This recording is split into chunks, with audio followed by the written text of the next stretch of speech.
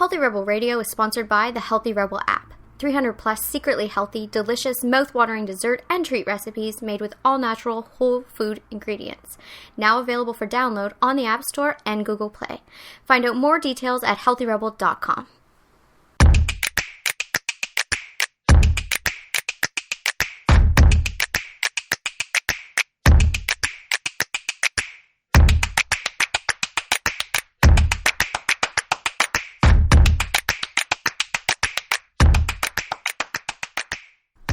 Welcome to Healthy Rebel Radio. I'm your host, Dr. David Dizer. I'm here with my Damie Health Healthy Rebel co-founder, Amy Lane. Good morning. Good morning. How are you today? I'm fine. You're fine. Just a few quick health and wellness stories to review today. But first, we need to talk about the recipes that were posted to the blog last week. Okay. So good. We've got the strawberry ice cream recipe, sort of a classic recipe that you make as soon as the weather turns warm. Strawberry cheesecake. Strawberry cheesecake ice cream. And you don't need an ice cream maker. Just a high-powered blender or food processor. Nice, Mm-hmm. Nice. And what are the core ingredients? I mean, it's cashew butter, right? Some. If you haven't made ice cream with cashew butter yet, you're missing out. Go to the blog and make this recipe. You'll love it. It's so good. It's so good. And it's suitable as a snack, right? Yeah. I mean, as long as it's portion control, like everything. Mm-hmm. But yeah, I mean, I have it right now. I'm having it every day. Nice. I mean, that's the thing about when the weather turns warm like this. Like, obviously, we're adding more fruit into the house. And it's just crazy amounts of fruit. Yeah, it's just funny because we go from soups and stews and warming beverages just right on to green juices, smoothies, fruit recipes, ice creams. Like hummus platters, raw hummus veggies, platters, everything. It seems like in a day it changes. Yeah, I made a killer salad too. The photos aren't great because I just took photos of my messy salad, but it is a to die for salad. I put that on the blog last week. It's a roasted Mediterranean salad. Nice. If anyone's interested. So that's sort of been your diet, really. I think salads, and hummus. It's pretty much on the blog. Salads, hummus. Smoothies, and ice cream. Yeah. Yeah. I love the ice cream. I always have. But the fudgesicles are new. That's true. And those are so good. And so filling. They're the fudgesicles of the 3-ingredient pudding? Is that what that is? Yeah, but I made the fudgesicles 4-ingredient. Nice. What's the extra ingredient? Vanilla. Ah, yeah. Yes. I put it as an option for the other pudding because I really like chocolate recipes with some vanilla in them. That's just a preference that I have. I find that it has more depth and I just like it more. Mm-hmm. So, but with this recipe and with the pudding, like, let it cool all the way. Obviously, if you're making fudgesicles, they'll be frozen. But if you're making just the pudding that's on there, let it cool all the way or you won't get the flavor. Right. Warm, it's not. Are those meant to be a treat or are those meant to be a snack? It's a treat. It's a treat. Because of the dates. It is, like, quite a bit of sugar. I mean, once in a while, you could have it as just a snack. I mean, it wouldn't make you gain weight or anything as long as you're eating it within the realm of... But for me... Once a week. Once a week, okay. But they're so good. And they're so filling. It's odd. Yeah, I know. I love that about them. Me too. And they're delicious too, and it's really simple ingredients. I mean, the point when you're looking at ice cream bars and ice cream recipes online and things like that, you want to find things that are absolutely incredibly simple, just a few ingredients, and this is one of them. Well, not only is this simple and just made with natural pure ingredients and vegan, super high fiber, super filling, there's actual nutrients in this recipe. Yeah. You're getting something. When you're having a treat, I mean, you're not always thinking about getting nutrients, but I mean, you pretty much are. I always do now. It's important because, you want to have a bit of balance even at that time. Well, I always think about just money in the bank. And, like, I think of my body as, like, a premium savings account that I'm trying to nourish all the time. Right. So even if I'm going to, have a bit more sugar or have a bit, of whatever, a little bit more fat, wherever I'm going with it, I still try to keep it in balance. I'm trying to still maintain health. And the other thing that really helped me get to that place was just thinking of the outcome. I always think of outcome now. So if I'm thinking about eating something, I think about how I'd feel after. If the feeling is good and satisfied, I go for it. If the feeling is guilt, bloated, gross, moody, all the stuff that then comes with, the food. See, I'm more in the moment. I'm not thinking about the sugar crash that's going to come. I'm not thinking about the shame and guilt. It's not shame. It's that but you've never had real negative ramifications from, like, my motivation is much higher than yours. Like, you've been uncomfortable. It's so much easier for a man. I mean, it's not... Yeah, like, you've been uncomfortable and been heavier. But you didn't have all the hormonal stuff that then... Of course, yeah. And the, No, I joke, but it's very serious. No, it really is. You're constantly thinking about how to make these types of treats that you can have and keep the same lifestyle. Yeah, and I mean, it's not driven by anxiety by any means. Maybe back in the day. But, at this point, it's just... I love how I feel. I love feeling good. I love depending that every day is a great day. Yeah. So I just try to maintain that by fueling my life and my body accordingly. That's right. I love it. It's a great lesson. Yeah. It's a great lesson for those weekly treats. The health and wellness stories I want to review today, just a few quick ones. I mean, the first one is about magic mushrooms. I had no idea that was going to come out. Did that surprise you? Mm-hmm. Yeah. Psilocybin study. I've never done magic mushrooms. No, me neither. It can go either way, I hear. I like how you just said it like there's a potential. Was a chance that you may have done them. Right. Just so everyone knows, David's never smoked. David never, he started drinking really late. He still barely does. He never, smoked marijuana or anything. So, I am sorry. I don't find it a shock. You didn't. Did you like how I presented it? Yeah. Oh, me neither. Me neither. Right? Should I have? No. Go ahead. Well, anyways, I mean, if you're familiar with the history of magic mushrooms and hallucinogens, in the 70s they were starting to be used medically. Right. So anyhow, researchers are trying to bring them back for usage in severe depression. So a very small study was launched, 12 people who are suffering from severe depression. Severe depression means you're beyond that mild and moderate stage where the antidepressants don't work for you, and there really isn't very much hope out there. There's not very many options. So a very small study with not placebo-controlled, not anything like that, just a preliminary study, using psilocybin with these 12 volunteers, and every one of them had success. It was proof of concept. It allows potentially more research to go into a big double-blind placebo-controlled trial. So basically we had 12 people with severe depression, refractory to any other medications, tried this one, boom, so success. It's like what they were doing with LSD. Exactly. Like Ram Dass and all those. Exactly. In the 70s. Well, I mean, from the angle of... Now, I was sober when this happened, so this is going to come out differently. But I have done, full disclosure, I have done drugs in the past when I was younger. So I do know what, being outside of your body, but in your body is. I can speak from experience. But when I talk about a lot in 2007, 2008, when I had an aha breakthrough moment. What happened was I was doing a lot of, spiritual reading, spiritual work. I was cleansing my life. I was trying really hard to completely turn my life around.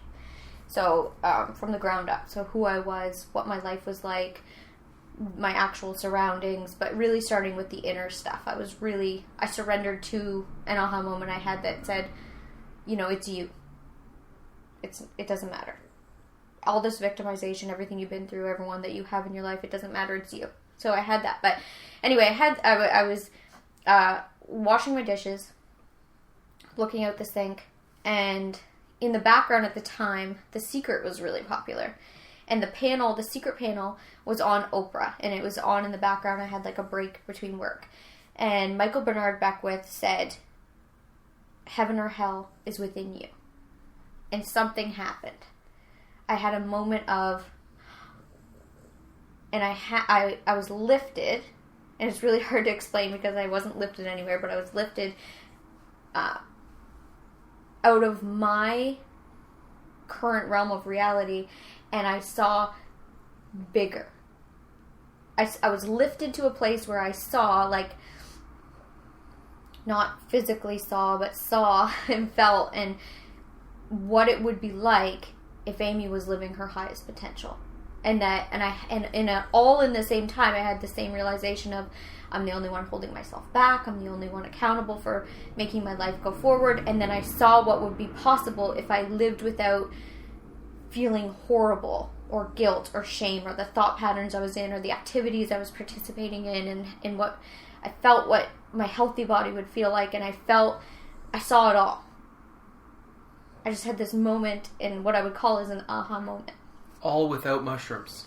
Right, but what I'm saying is, this is what they're doing with the mushrooms. This is exactly what they're doing. And I'll tell you what, it didn't, I dropped out of that moment, but I've never forgot it. And then that moment is now today what my everyday life is like. The aha moment that I had was so drastically different from where I was living because I was so miserable. But now that's who I am today. So it was like a foreshadowing of, this is what you could... I dropped all my stuff. My story was gone for like a few minutes. And I saw reality. That's exactly it. Your story was gone. And that is the idea with these. And that's why I think personally, I would never do those types of drugs again. Mm-hmm. I have no reason for it. But I believe it. Because I had the experience... And it set me free. Definitely. And we're not saying go out and do this. No. It has to be under a proper... Even these 12 people, they were in a very controlled environment. There's such a thing as a bad trip. And I was reading a separate study... I had a bad trip. ...about healthy volunteers who and some who have had bad trips who weren't in controlled environments. And I know your story, obviously. Yeah. It's not something you want to participate in. These are very controlled situations. Right. But the benefits that we could see medically in clinical settings... could be huge, because if you know anyone in severe depression, it's extremely difficult. Because you can't get out of your way. You can't see past. People can tell you a bunch of stuff, but you can't see it. You can't see it. You're stuck. Yeah, and I can say you are not these experiences. You know, these experiences are past. They're not part of who you are right now. They're not part of your true self, all these things. You can't see past that. So I'm saying two things here. I'm saying I had the experience without doing the actual drugs.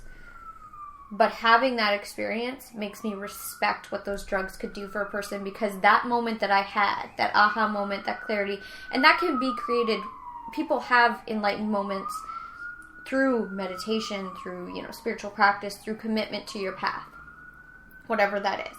And that was a gift I was given very early on. And I always go back to that, and that's always the feeling that I'm going for. But for people that are stuck, I completely on a different level understand how it could work, because I've seen it. Absolutely. And I mean, you still have to do the work. It's not like, I think they have to be very clear on and explain. I still dropped back into my house that I was living in, my business I was living in, washing my hands in the sink, like Oprah on in the background. Yeah. The people I was surrounding myself with, the activities I already committed to, the behaviors I was in. I had to each day move towards my vision. And this will be the same with people with depression. Oh, that's absolutely right. And I mean, we're coming from a place, too, of having watched the Ram Dass documentary on LSD, which is very educational on this topic. And the politics that were surrounding the 70s, and I was reading this morning about... The war on drugs. I was reading this morning about what happened before the 70s when these drugs were being used for mind control in certain circumstances, and it was very scary situations. Yeah. And, the preliminary stuff went down at Harvard in the 70s, and the story is very interesting. Yeah. And lots of good came from it. But now, with the such high levels of severe depression coming up, and of course now they're looking at ketamine, the date rape drug, as a treatment for depression, and they're having some success with ketamine. And see, in all this is to say you're with a proper person that's guided, and it's an educated person, experienced person, and they're a guide. Like when you watch this documentary of how you used to take acid, LSD, and how it was given, and then how you were guided. It's not that you're just like in a room with a bunch of people and you just take acid and everyone.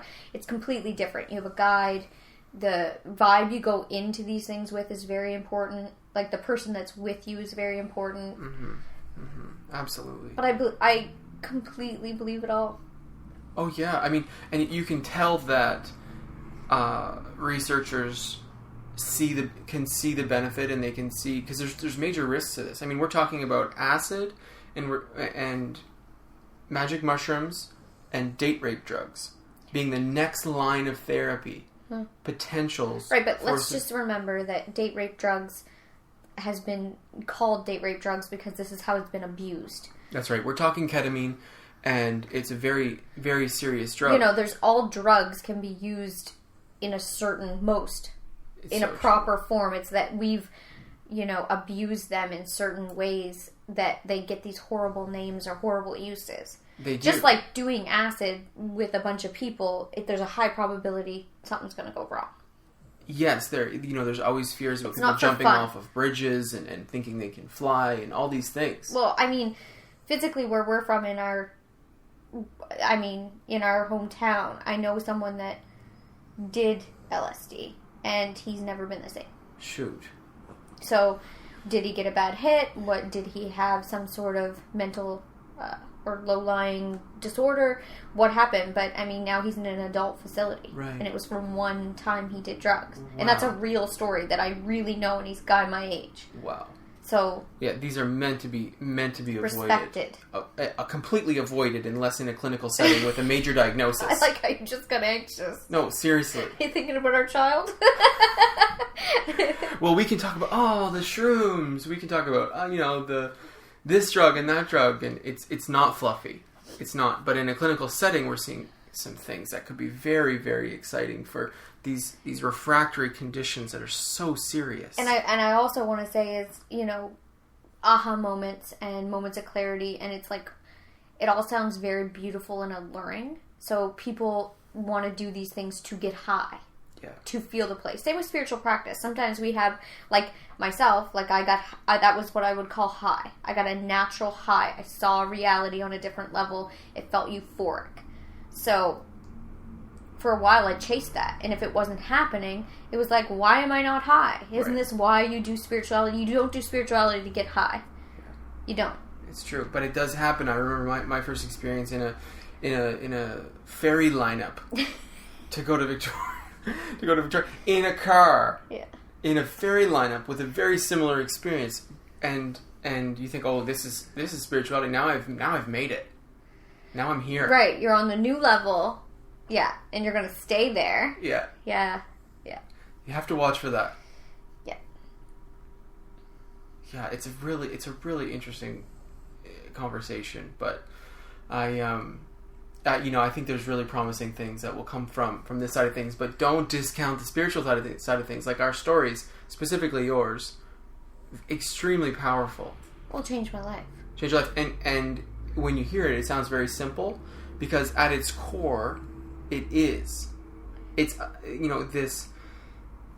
Something comes into the brain and says, wait a second, things are different than what I originally thought. Right, but I was given information, David, that I was never exposed to, so there's no way that it wasn't an aha. That's right. When you're in it, it's very euphoric, because there's no way that you've collected this data. There's nothing it was the future. It was my life possibility. It was what I could feel like, what my life would be like if I would say yes.